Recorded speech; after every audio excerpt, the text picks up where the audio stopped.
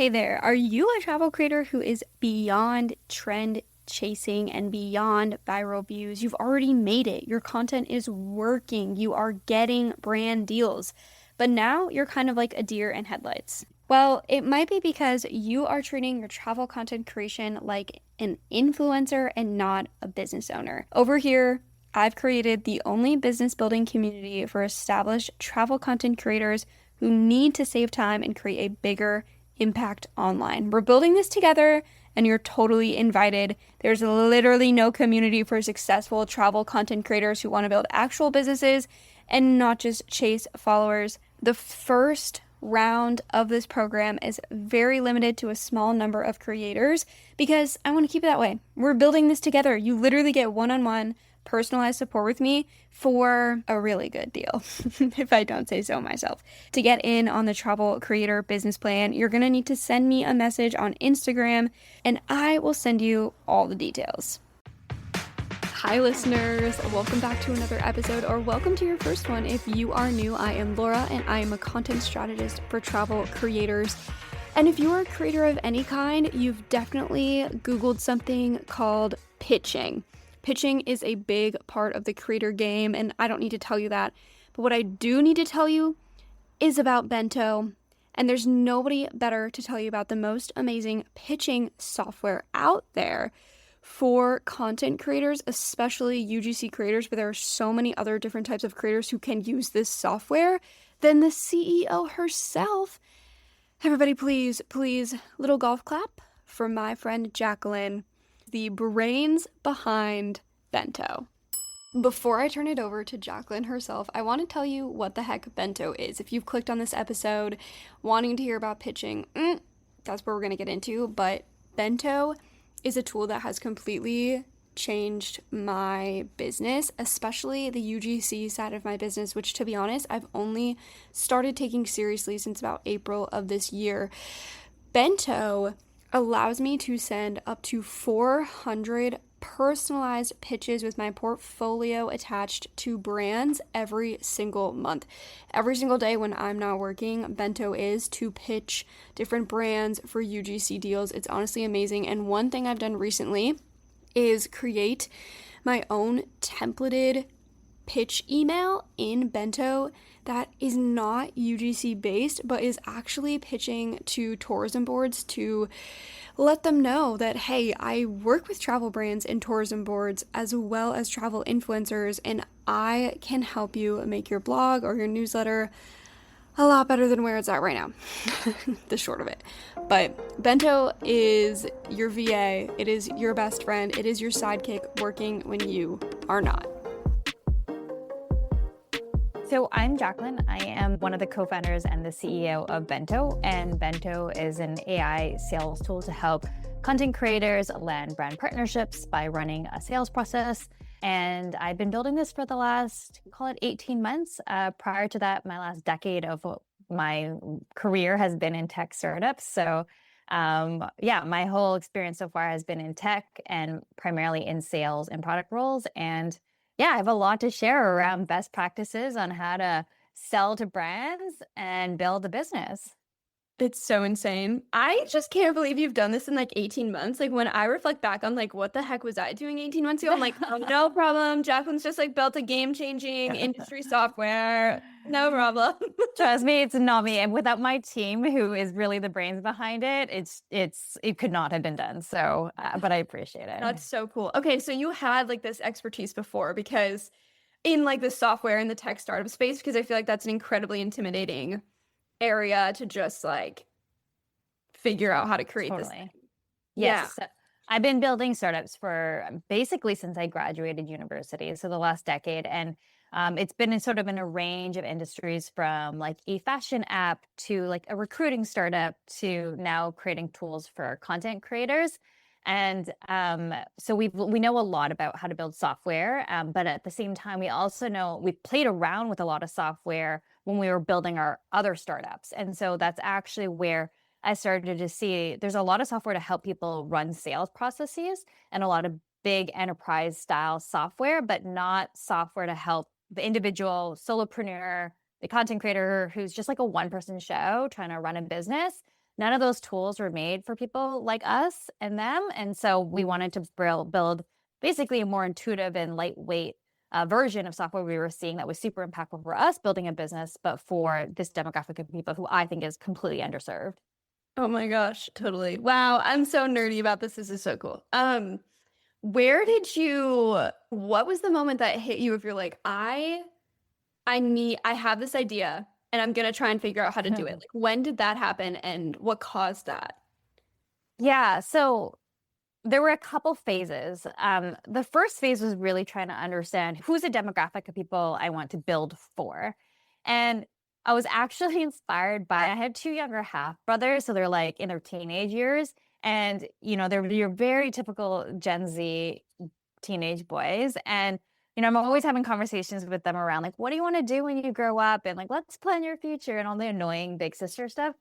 And both of them just, kept bringing up content creation as like their dream job. And it's not a surprise that this next generation, like that is the job that everybody aspires to have.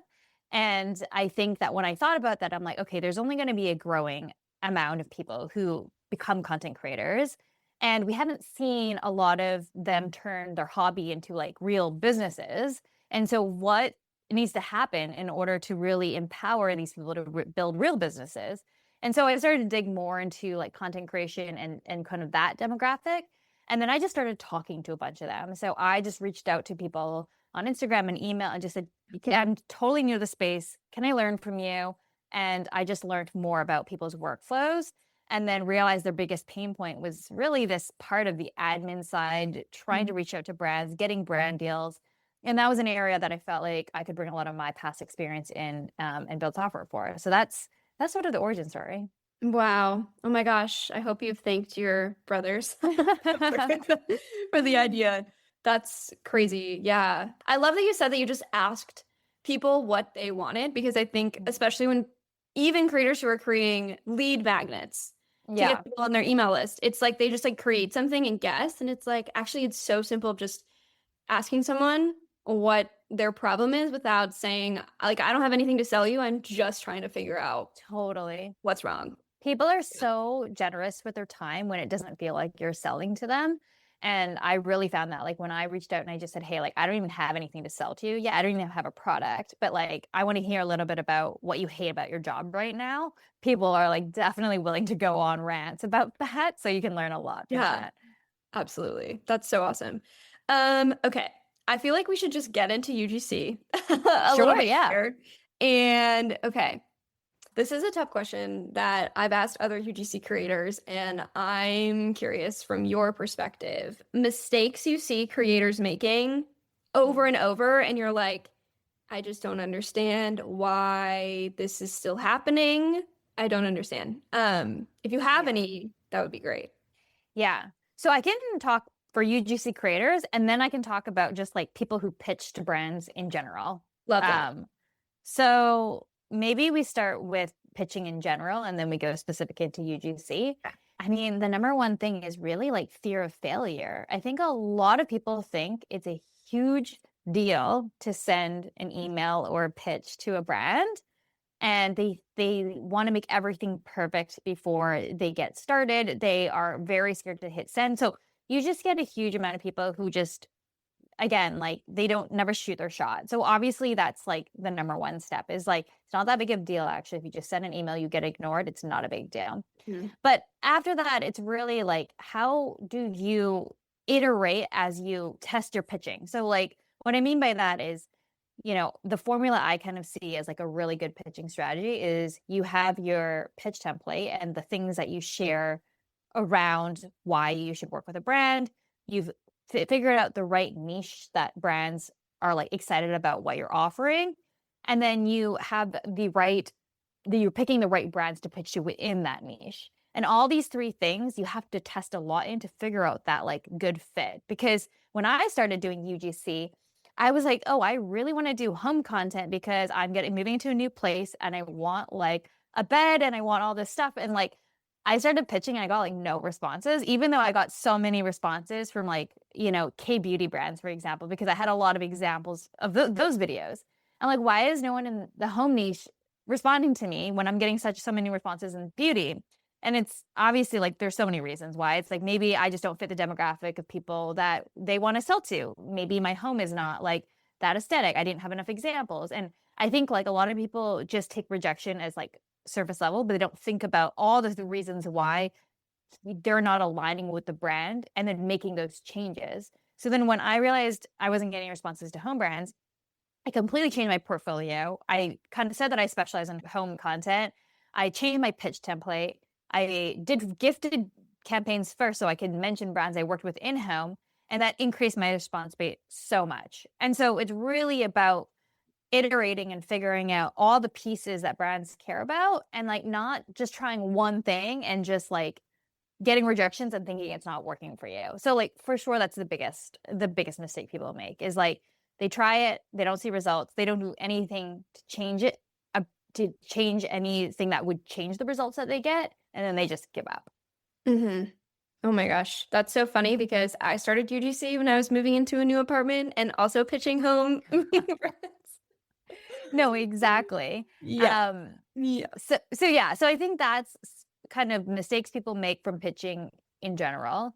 In UGC specifically, I think that I mean, this happened to me too when I first started, but it's like not getting any feedback on your content to see how Mm. it can be improved. Because I think a lot of people will send me their portfolios and there's a lot of areas of improvement that people can make, not just the website itself, but the videos itself. And so I think that, you should kind of take a signal if brands are not responding to you. There's something about what you're offering that's not landing, right? Mhm. And a lot of times I think people don't look inward as much as say, like, what are the things I have control over that I can change versus just like it's not working for me or it's the brand's fault or whatnot. So Yeah.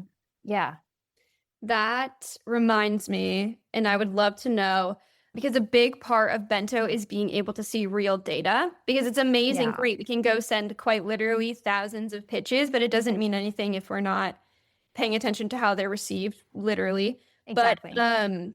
so how important, or maybe even how often should we be checking in on the analytics of not only like our open rate, but our response rate, or just like overall taking stock of our pitching analytics? Yeah, that's such a good question, because I think that's a mistake that a lot of people make is they really don't look at their analytics. And I get it. It's like really overwhelming and it's hard to understand sometimes. I think it really depends on the frequency that the creator is making changes.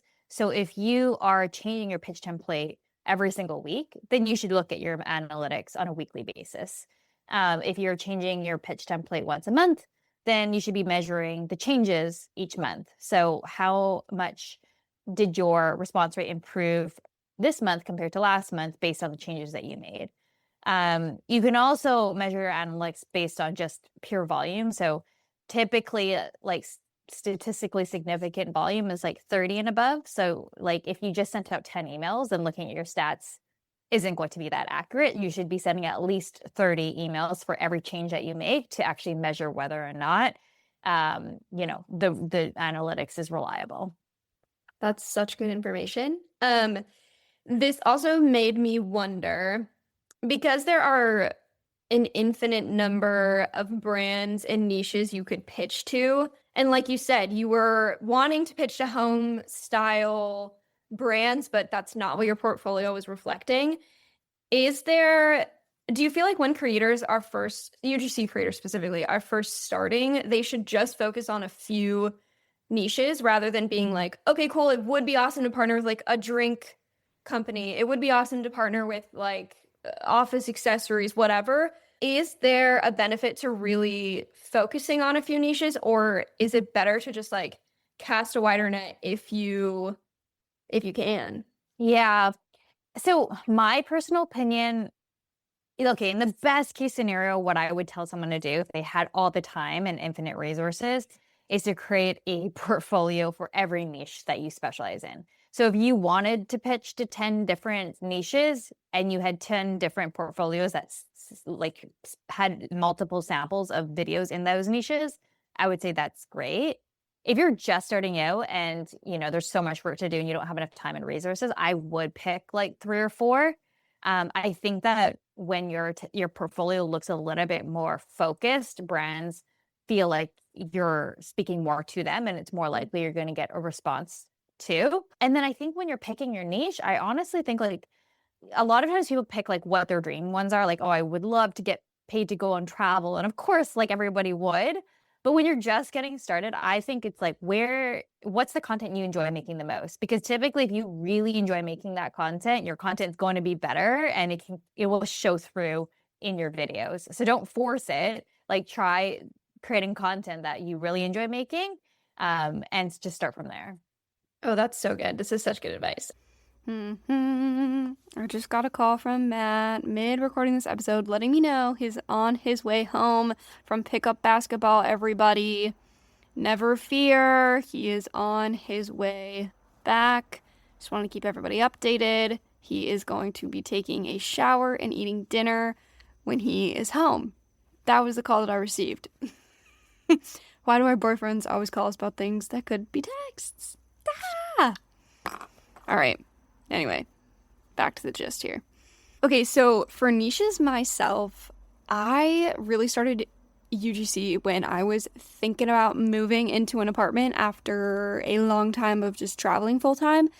So I was in the market for rugs, for desks, for furniture, for lamps, for all of the home things. And so I made one of my niches that I wanted to work in, like lifestyle home goods, and it worked for me. I actually got a desk out of it, my dream desk, to be honest.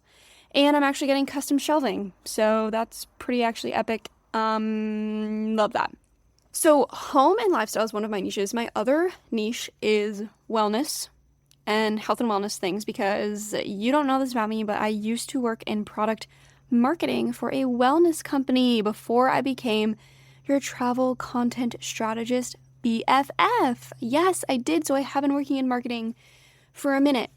My third niche is, of course, the travel products, and specifically the angle of digital nomad work. And I used to want to do more of like the RV stuff when I was actually traveling in my RV a lot more, but it's a lot easier to shoot digital nomad things in a city when I am not with my RV all the time. So those are the niches I love. I honestly love the home and lifestyle niche, because I feel like it's so different than where the rest of my brain is throughout the day. But I also love the wellness niche. Like I got to shoot with like some fun coffee, and I love that. And then of course, like I love the travel, because that's just like, basically my whole thing. So that's fun. But I was going to say pressure you. I would persuade you to reflect on some of your favorite niches, like what those 3 niches could be, because they can always be changed in the future, and maybe try and choose something that like is a little bit more fun. Like mine, home goods, like what do I know about a good rug? But I would encourage you to think a little bit outside of your comfort zone for at least one niche. Could be a little bit of fun.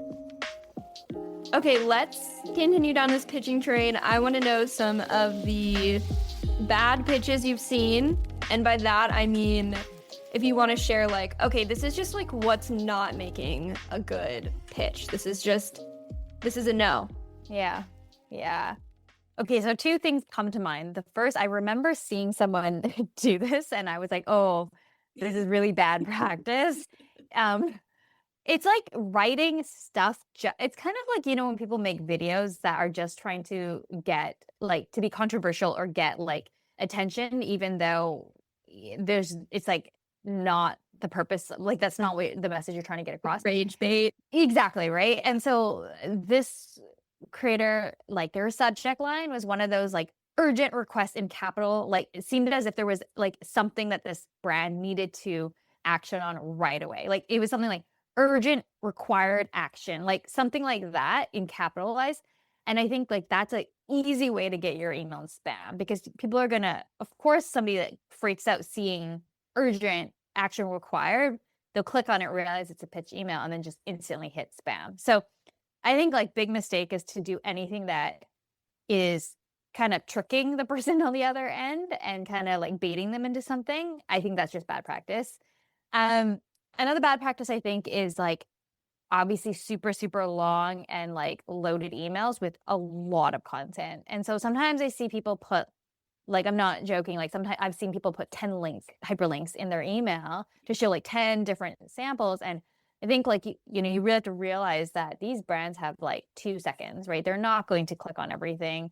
And so making it really easy to highlight your best work and making your template easy to read is like super important. So just making it short and succinct and not overloading people with examples and hyperlinks to click. So, as a creator and business owner, I send a lot of pitches, and that also means I receive a lot of pitches from people who want my business to hire them. And I thought I would do a little journey into my spam folder for you all to tell you some of the bad pitches that exist in them.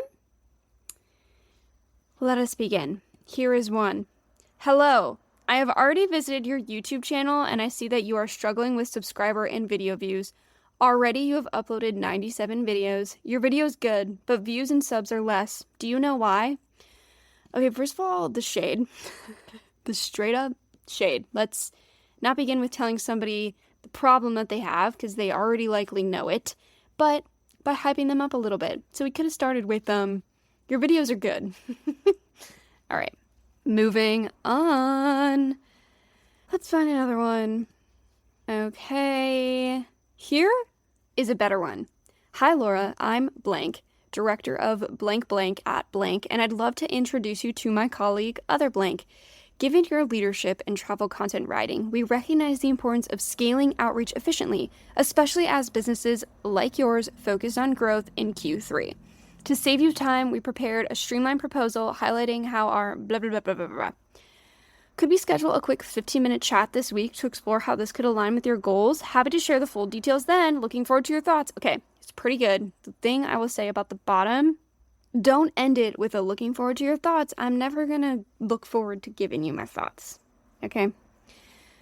What you can do for me is just end it with a question. Could we schedule a quick 15-minute chat to explore how we could align with your goals? It's also a little bit wordy. Let's just cut down on the words. All right, let's find another one here. They usually have my name in it. Bookkeeping candidate for travel content writing. All right, here we go. Hey, Laura. This is blank here from blank blank. We work with teams bring on vetted bookkeepers who are based in India but operate during your time zone. Our candidates have extensive QuickBooks and zero experience delivering clean books, on-time closing, and transparent financial reporting. This lets you tap into well-trained and critically aligned talent at significantly what you typically pay locally. Want to take a quick look? I can share more details plus real examples if useful. I like it, but Fred, I would have liked you to tell me what you do. I would like a little bit more. I'd like a little example or some ideas you have for me in my business. That would be great. I don't even know who these people are in my inbox. All right, let's find another one. All right, here is one here. Hey there. YouTube is great at showing cat videos, but not so great at showing your content to the right people unless you bribe the algorithm with SEO. Blank is that bribe minus the actual bribery. We make sure your videos are optimized the way YouTube wants, so instead of competing with the cats, your content shows up where you are already watching. Simple upload, quick keyword selection, and the algorithm finally works in your favor. Would that be worth a chat? Best blank blank. That's probably the best I've seen in my inbox so far. Here's the follow-up email I got. Hi there. Remember how I compared YouTube SEO to IKEA furniture? Well, that's embarrassing because I actually think that he was comparing YouTube SEO to cat videos. Anyway, he says, well, blank brand name is like getting that pre-built version. No confusing instructions, no missing screws. It just takes 2 minutes to optimize video. We've already helped over 12,000 podcasts rank higher, save time, and get seen by more listeners. Would you be open to booking a quick chat call so I can show you? Here's my calendar. Oof. Honestly, I love it. I love it. Okay, I'm going to stop there because we could honestly do a whole episode on this. Totally. I think you're so right about really all of it. What stands out to me, what's being summarized here is that it's so important to humanize these emails. Like you said, like people can get so nervous about sending an email because it has to be like perfect or it has to be like have all the things. But at the end of the day, it's just another human on the other end who is opening your email. So acting like a human as well. And I think also when we have so many templates, or like we go into the mindset of I'm creating a template. It's like, this needs to not really sound like the way that I would speak it to you. Exactly. It's so easy to like lose that human voice in it.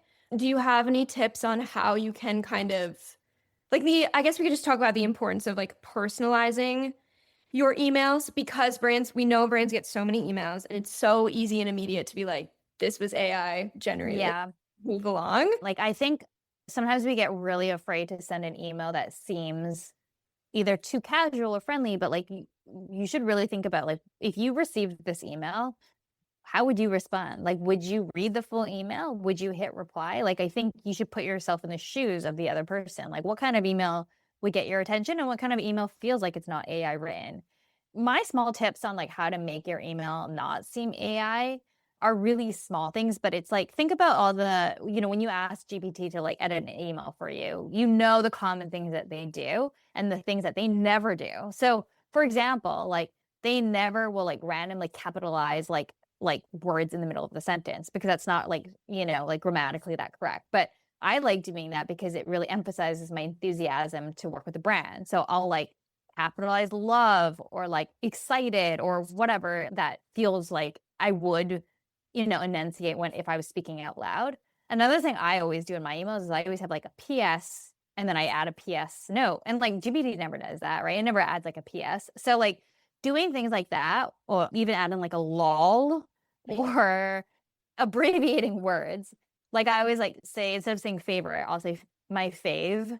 So abbreviating, capitalizing, adding PSs, adding lols, adding emojis, like these are things that I think GPT doesn't usually do if you ask them to draft an email template. So these are small things I like to do to humanize a template. Totally.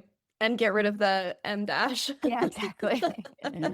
Oh, that's so true. Yeah, I love that. You just have to think about like, I don't think enough creators read their own emails before sending it. It's like, great, I'm proofing this and it's grammatically correct and it makes sense and it's, objectively good, but is it something that I would want to receive, or is it annoying?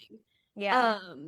And I think that comes up especially a lot too, like in follow-up emails. I think that's where it can be a little bit more fun. Or like there's the CRM service that I use. If I send like, let's say I send like an invoice and it wasn't paid it wasn't paid right away, but I mean like I have like a little grace period or whatever, it will send like the client a follow-up email. And I never realized how mean that follow-up email was. Like I would never say this. It was so harsh and I can't remember what it was because I turned it off immediately.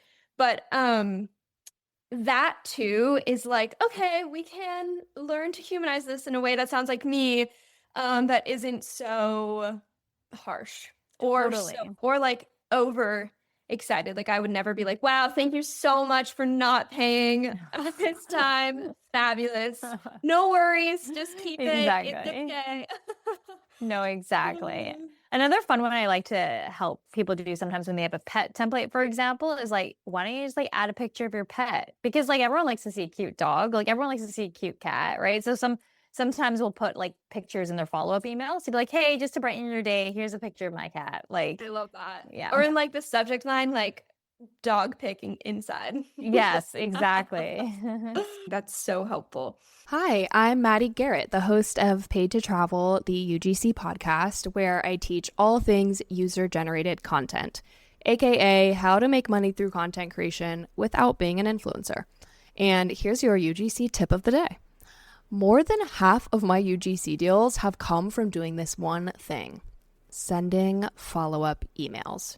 So many brands either don't see your first email or read it and forget about it. Sending follow-ups puts you back in their inbox and shows that you really want to work with the brand. Do not sleep on follow-ups, you guys. Seriously, you're not being annoying. You're being persistent and showing up for what you want. And keep showing up. Send those follow-ups.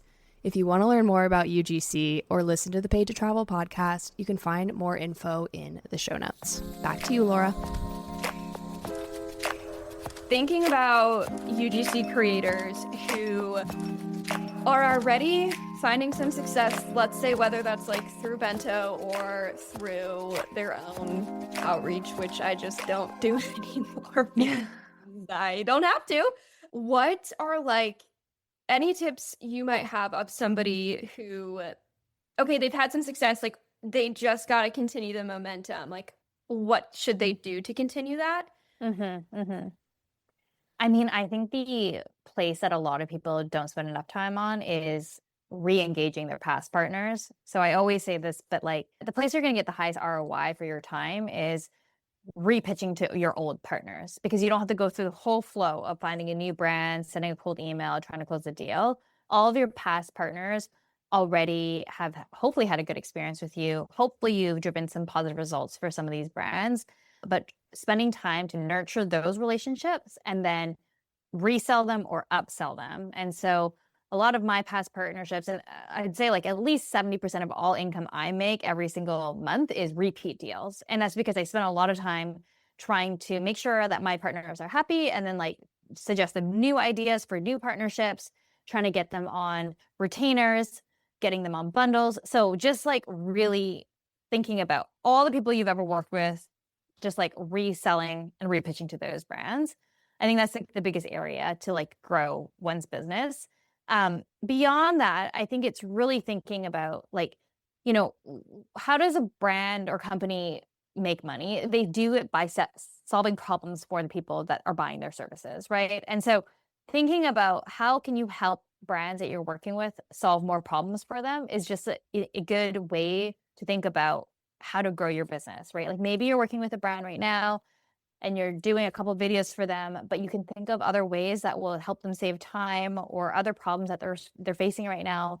Like for example, like, I don't know, do they have a newsletter that they need content for? Can you suggest helping them write content for that? Do they need professional videos or photography for their website content? Could you pitch that? So you can always just think broader beyond what you've originally worked with them for and just continue to think about like, how else can I add value to these clients? And just constantly give them ideas and nurture those relationships. Yeah, totally.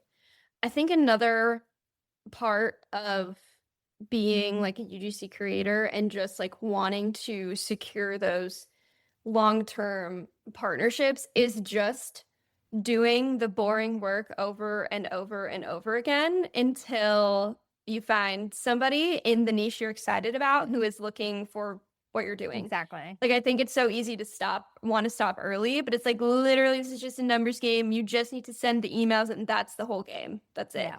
Yeah. Crazy. Speaking of that, one thing I've noticed as like a newish UGC creator is, and I'm the kind of person who like, I don't really take no for an answer unless they're like, okay, please, it's just a thing. I'm like, okay, heard you.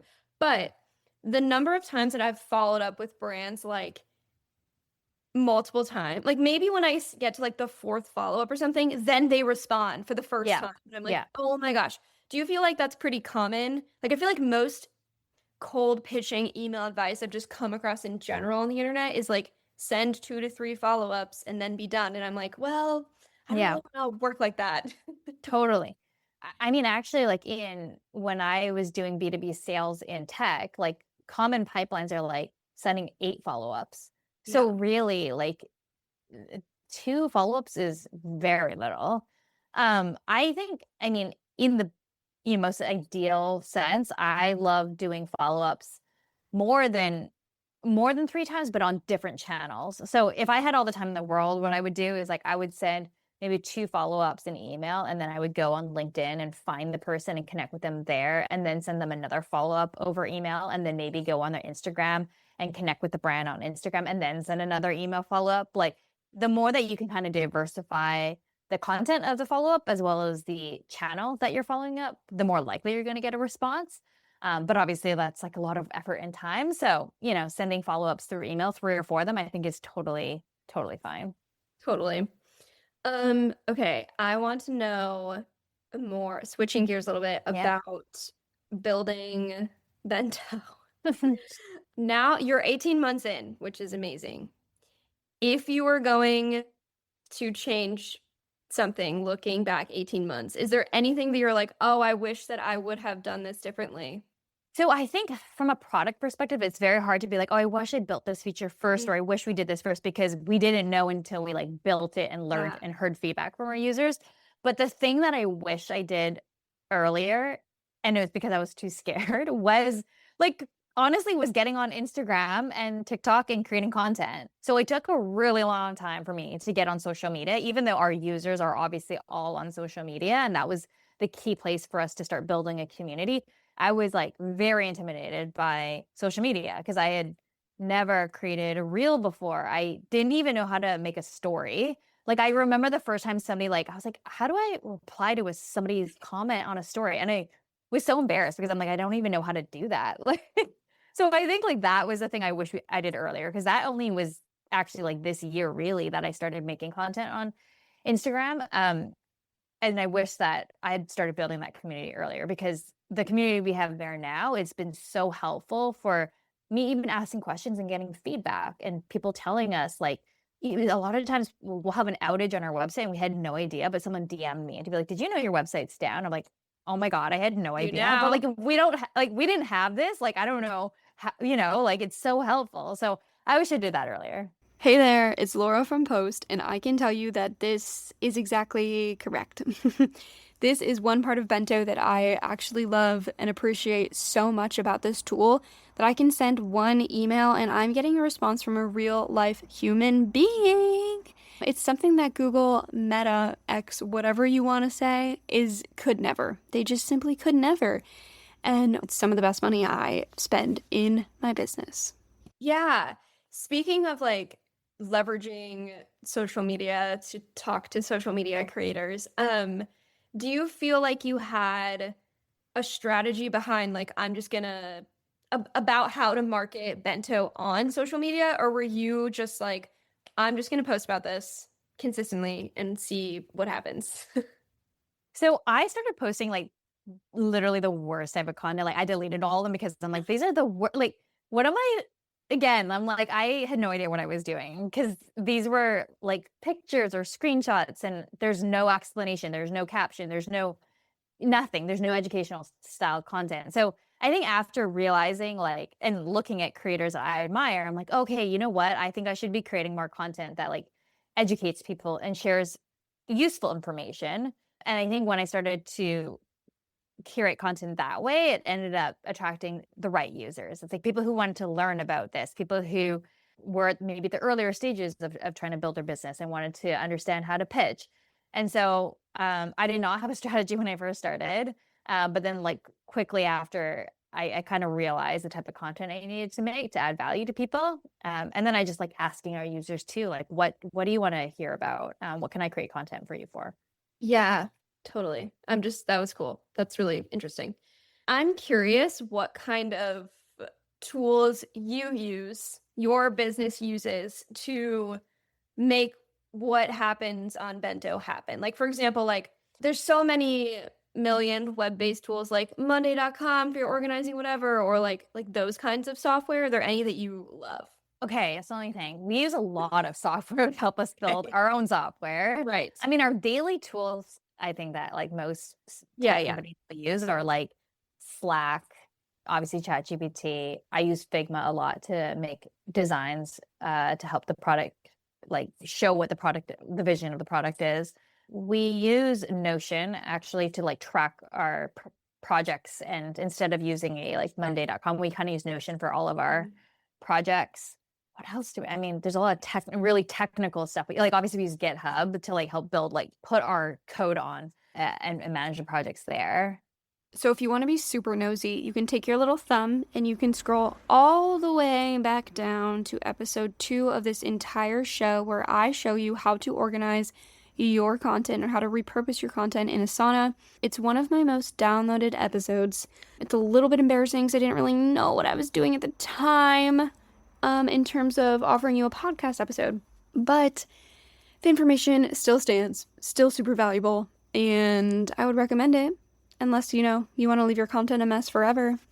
Okay, you're always creating new things on Bento, and I don't understand how you're doing it.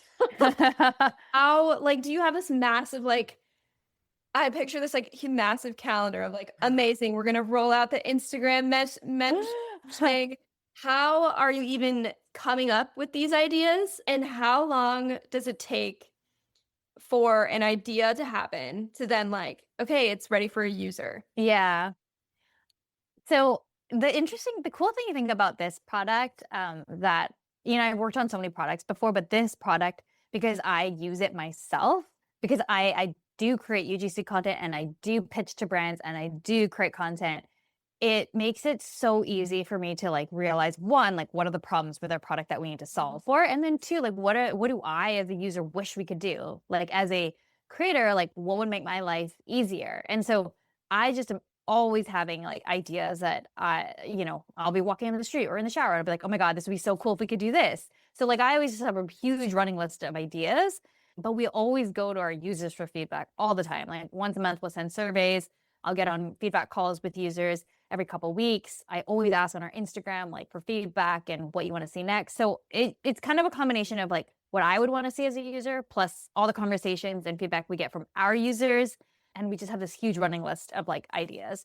We obviously try to balance that with trying to like improve the current features and our current product to make sure that's always improving as well.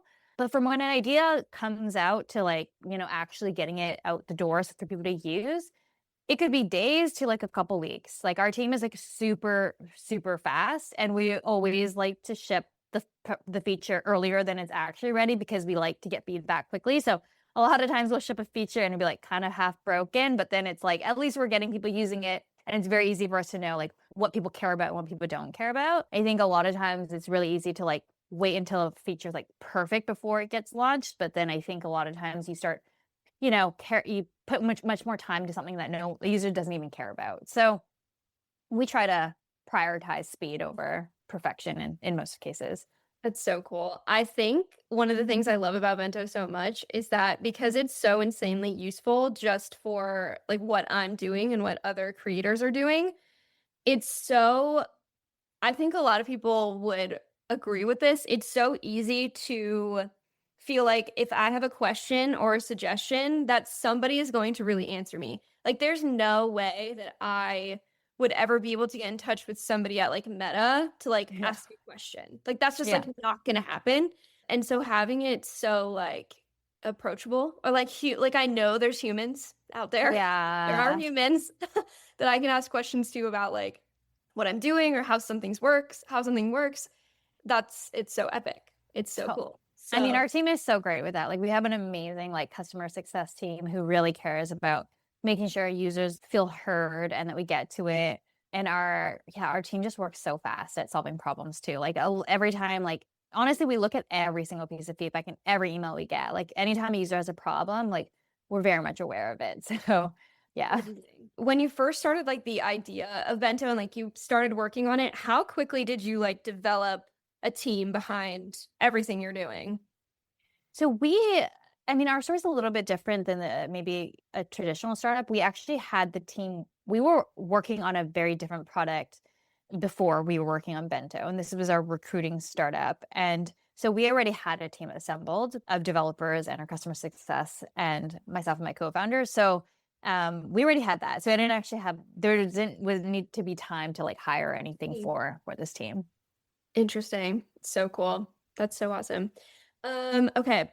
Is there anything else you want to say about Bento, UGC creating, hot takes? I'm here for it all. If you don't have something, that's okay. That's okay. No, I mean, honestly, I just want to encourage people to turn their content and their whatever business they're doing into like a real business. I think a lot of times people are afraid to try to like make money off of something that they like. Like, I don't know if people feel like, is there shame in trying to be like, I want to make money from this? No, like this is your chance to like turn something creative and turn your hobby or some interest into real income that can help you live a more financial free life. And I just hope people don't feel afraid to do that or feel any sense of shame of doing that. I think it's something to take a lot of pride in. And I just want to encourage a lot of people to like take that entrepreneurial path. I think it can be extremely rewarding. Mm-hmm. Epic. Okay. I selfishly am, well, I'll tell you a little bit about what I'm creating that I think I shared with you before. I'm building a community for travel creators of systems they can use to run their business so that they can drink margaritas on the beach and their business runs itself. But I know everybody is tired of hearing me rant about how important back-end systems are. So if you can share a sentence or two about why creators, especially creative entrepreneurs, need systems in order to scale, or just like the importance of them, that would be epic. And then nobody has to hear it from me again.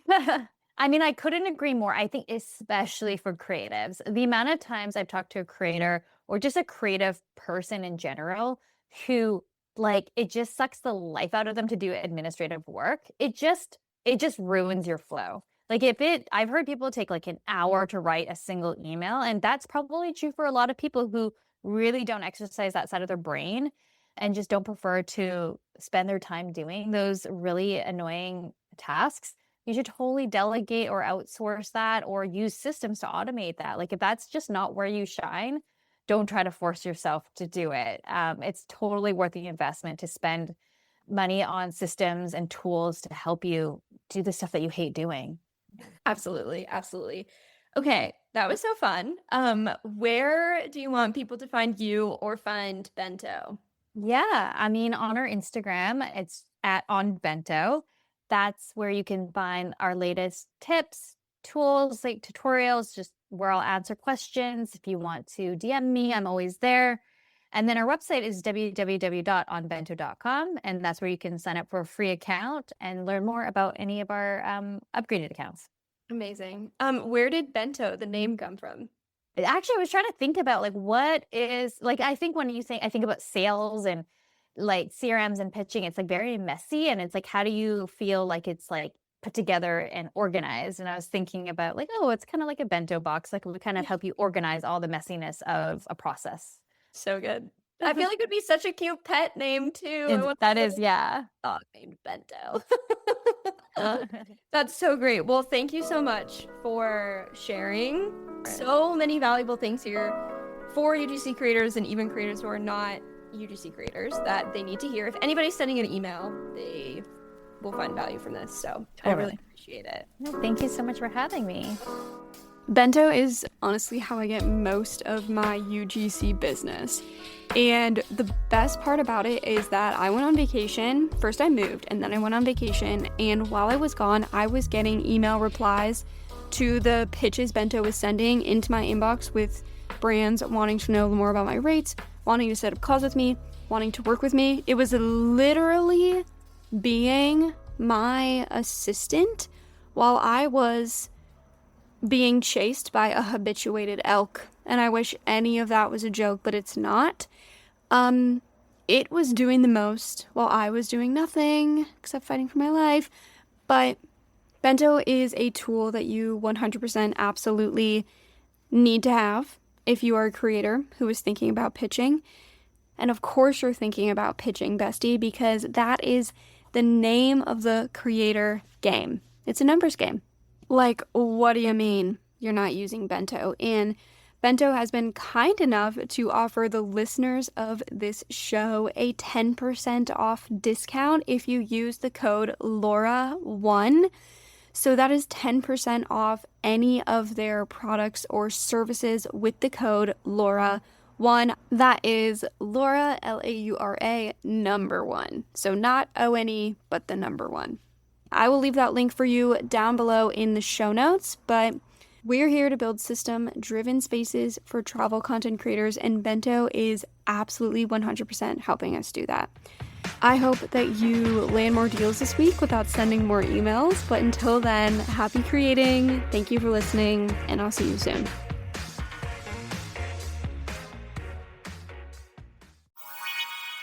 This podcast was produced by Your Girl Media.